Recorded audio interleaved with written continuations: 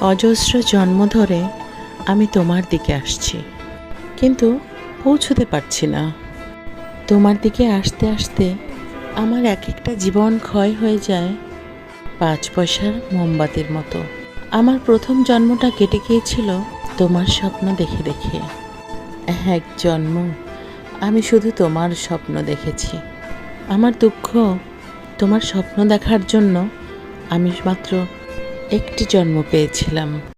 আর এক জন্মে আমি ঘর ছেড়ে বেরিয়ে পড়েছিলাম তোমার উদ্দেশ্যে।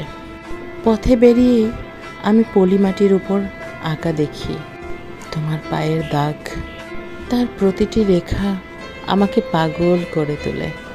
ওই আলতার দাগ আমার চোখ, আমার বুক, আমার স্বপ্নকে এত লাল করে তোলে যে তোমাকে সম্পূর্ণ ভুলে যাই।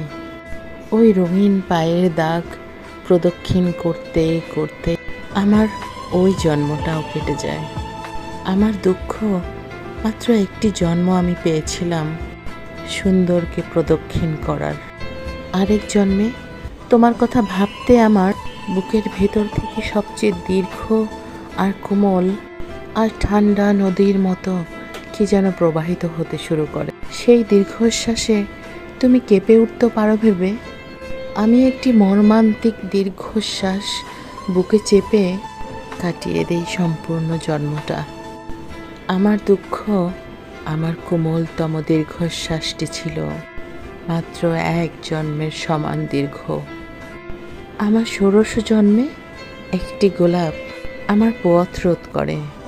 আমি গোলাপের সিঁড়ি বেয়ে তোমার দিকে উঠতে থাকি, উঁচুতে উঁচুতে আরও উঁচুতে। আর একসময় চলে যায় চৈত্রের বাতাসে।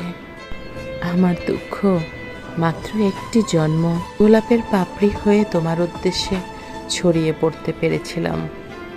এখন আমার সমস্ত পথ জুড়ে টলমল করছে একটি অশ্রুবিন্দু। ওই অশ্রুবিন্দু পেরিয়ে এ জন্মে হয়তো আমি তোমার কাছে পৌঁছতে পারবো না। তাহলে আগামী জন্মগুলো আমি কার দিকে আসবো?